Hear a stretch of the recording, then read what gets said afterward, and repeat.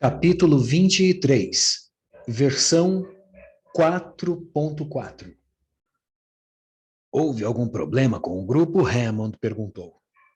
Não, Henry Wu respondeu. Nenhum problema. Aceitaram suas explicações? Por que não aceitariam? Tudo está indo bem, no geral. São os detalhes que nos perturbam. E gostaria de discutir alguns detalhes hoje. Pode pensar neles como uma questão de estética. John Hammond torceu o nariz. Estética? Repetiu. Os dois estavam na sala de estar do elegante bangalô de Hammond, rodeado de palmeiras, no setor norte da ilha. Na sala arejada e confortável, espalhavam-se meia dúzia de monitores de televisão, mostrando os animais no parque. Na pasta em cima da mesa de café, trazida por Wu, lia-se Desenvolvimento de Animais, versão 4.4. Hammond olhava para ele com seu jeito paciente, paternal. Wu, 33 anos, tinha plena consciência de que trabalhara para Hammond durante toda a sua vida profissional. O velho o contratara na porta da universidade. Claro, há implicações práticas também, Wu comentou. Realmente acredito que deva estudar minhas recomendações para a fase 2. Precisamos partir para a versão 4.4. Pretende substituir todos os animais atuais? Sim, pretendo. Por quê? Hammond questionou. O que há de errado com eles? Nada, Wu assegurou, exceto que são dinossauros reais. Mas era tudo o que eu queria, Henry, Hammond disse sorrindo. E foi o que você conseguiu. Exato, Wu concordou. Mas, veja bem, fez uma pausa. Como explicar a Hammond? O velho quase nunca circulava pela ilha. A situação que Wu tentava discutir era um tanto peculiar. Neste momento, enquanto conversamos, sentados aqui, praticamente ninguém no mundo viu um dinossauro de verdade. Ninguém sabe qual o seu aspecto verdadeiro. Sim, os dinossauros que temos agora são reais, Wu disse, apontando para as telas da sala. Mas, em alguns aspectos, são insatisfatórios, pouco convincentes. Podemos melhorá-los. Melhorá-los como? Por exemplo, eles se movem muito depressa.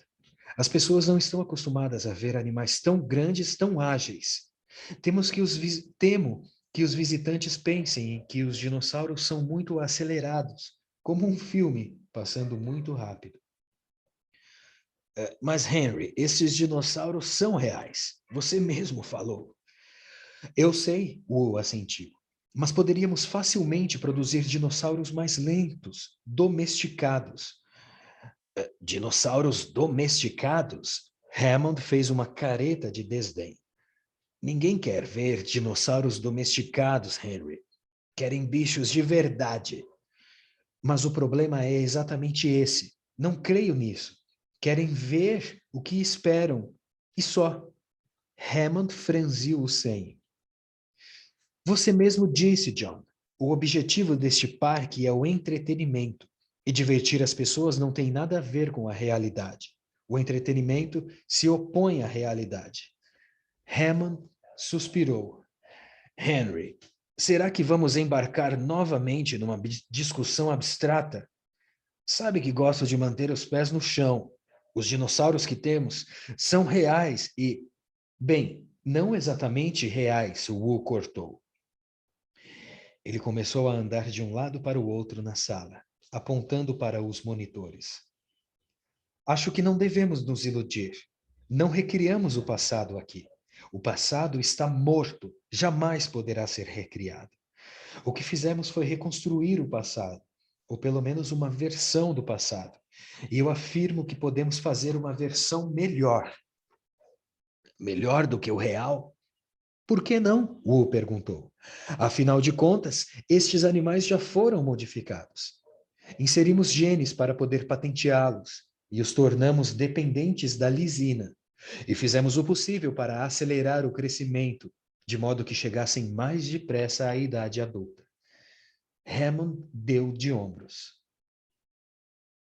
Isso era inevitável. Não podíamos esperar mais. Precisávamos levar em consideração os investidores. Claro, mas por que parar agora? Por que não seguir adiante e fazer exatamente o tipo de dinossauro que as pessoas desejam ver? Um tipo mais aceitável aos visitantes e mais fácil de manejar. Uma versão mais lerda, mais dócil, para o nosso parque. Hammond fechou a cara. Mas os dinossauros não seriam reais. Eles não são reais agora, Wu insistiu. É o que tento lhe mostrar. Isso aqui não tem nada a ver com a realidade. Ele suspirou, desanimado. Percebia que não conseguiria convencer Hammond, que jamais se interessara pelos detalhes técnicos.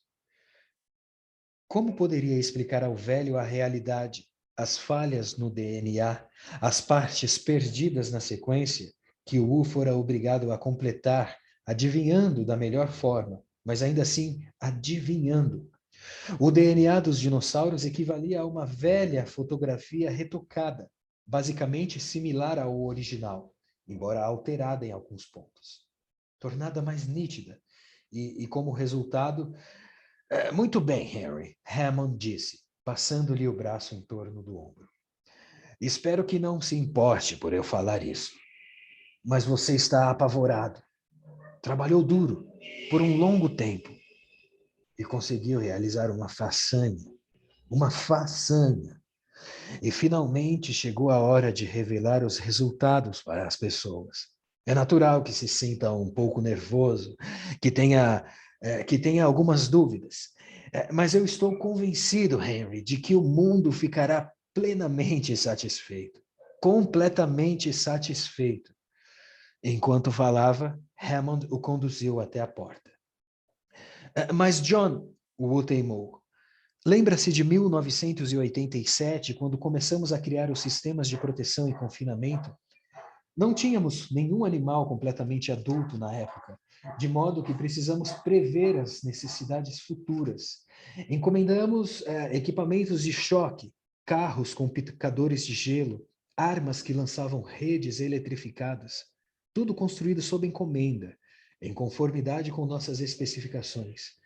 Agora temos um monte de novos equipamentos e todos eles são lentos demais.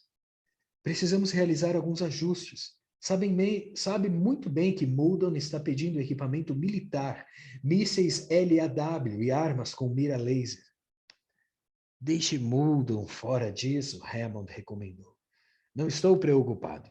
Não passa de um zoológico, Henry. O telefone tocou e Hammond recuou para atender. Wu tentou pensar numa outra maneira de expor suas preocupações. Mas, na verdade, depois de 5 longos anos, o Parque Jurássico estava completamente pronto e John simplesmente não lhe dava mais a atenção. Em outros tempos, Hammond escutava o que o Wu dizia com toda a atenção, especialmente quando o contratara, na época em que Henry Wu não passava de um pós-graduado de 28 anos, preparando sua tese de doutorado em Stanford, no laboratório de Norman Atherton. A morte de Atherton levara à consternação e à confusão ao laboratório. Ninguém sabia o que poderia acontecer com os recursos para as pesquisas em curso. Havia muita incerteza. Todos se preocupavam com suas carreiras. 2 semanas depois do enterro, John Hammond visitara Wu. Todos no laboratório sabiam que Atherton tinha alguma espécie de sociedade com Hammond, mas os detalhes nunca ficaram muito claros. Hammond, porém, abordara Wu com uma franqueza que este jamais esqueceria. Norman sempre disse que você era o melhor cientista deste laboratório. Quais são os seus planos agora? Não sei, pesquisa. Pretende algum cargo na universidade? Sim, acho que isso é bobagem, Hammond disse ríspido. Caso você tenha respeito pelo seu talento. Wu piscou. Como assim? Porque precisamos encarar os fatos. As universidades deixaram de ser o centro intelectual do país. Pensar isso é muita arrogância. As universidades ficaram para trás no tempo. Não banque o surpreso. Não estou dizendo nada que você não saiba. Desde a Segunda Guerra Mundial, todas as descobertas importantes foram feitas em laboratórios particulares. O laser, o transistor, a vacina contra a polio, o microchip, o holograma, o computador pessoal, a imagem por ressonância magnética. A lista é infinita. As coisas não estão mais acontecendo dentro da universidade. E já faz 40 anos. Se quer realizar algo de importante em computação ou genética, não vai se enterrar na universidade. Claro que não. O Wu ficou sem fala. Meu Deus, Hammond continuou. O que precisa fazer para iniciar um novo projeto? Quantos pedidos de bolsa? Quantos formulários? Quantas aprovações tem de obter? E o comitê do diretor? E o chefe do departamento? O comitê de verbas universitárias? Como vai conseguir mais espaço para trabalhar se precisar disso? Mais assistentes?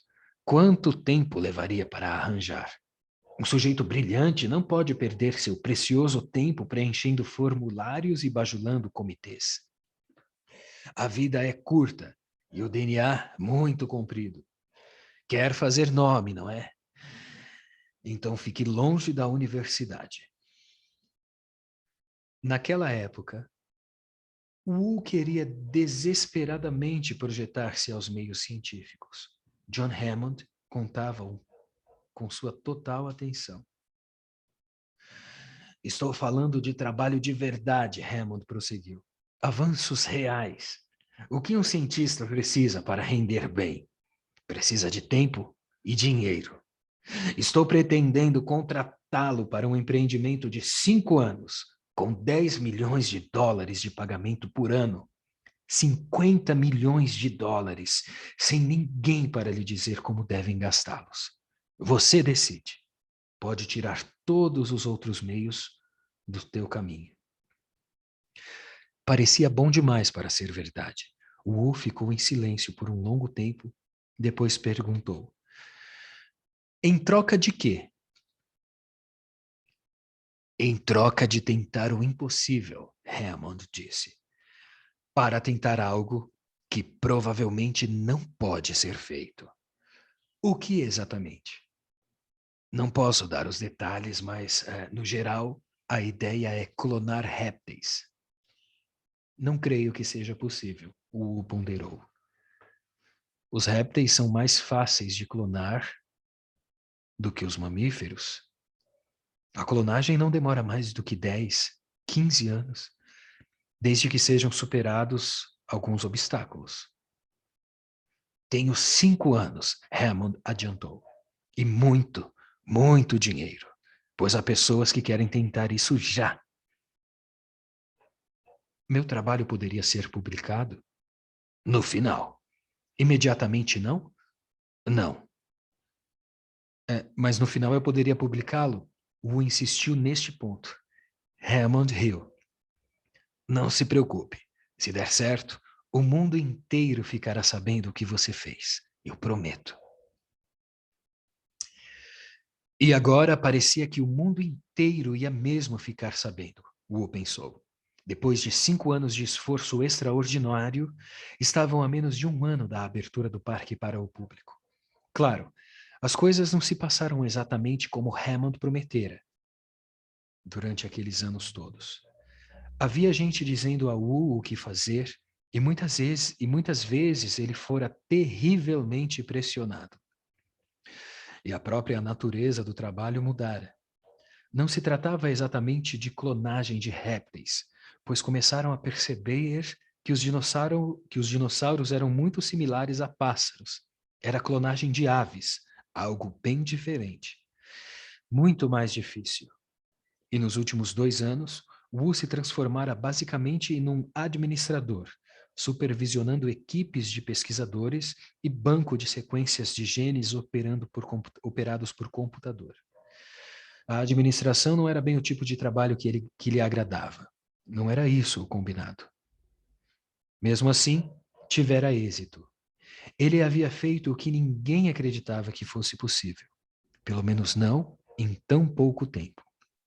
E Henry Wu julgava que deveria ter alguns direitos, algum poder de decisão em função de seu conhecimento e esforço. Ao invés disso, percebia que sua influência diminuía a cada dia. Os dinossauros existiam, os procedimentos para gerá-los foram tão repetidos que quase se transformaram numa rotina. As tecnologias atingiram sua maturidade. E John Hammond não precisava mais de Henry Wu. Assim está ótimo, Hammond disse ao telefone. Ele ficou ouvindo por algum tempo, depois sorriu para Wu. Tudo bem, claro. Desligou e perguntou. Onde estávamos mesmo, Henry? Conversávamos sobre a fase 2. Claro, mas já falamos sobre isso, Henry.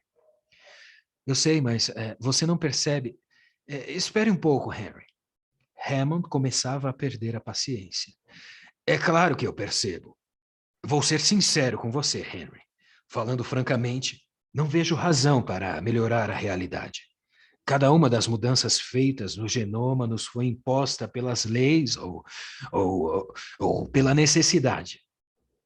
Podemos fazer novas mudanças no futuro, mas não acredito que seja preciso melhorar a realidade só porque vai ficar mais fácil de lidar com ela. Temos dinossauros reais aqui agora. É o que as pessoas querem ver. E é o que elas verão. Cumprimos com a nossa obrigação, Henry. Isso é honesto. E, sorrindo, Hammond abriu a porta para que ele saísse. Fim do capítulo 23, versão 4.4.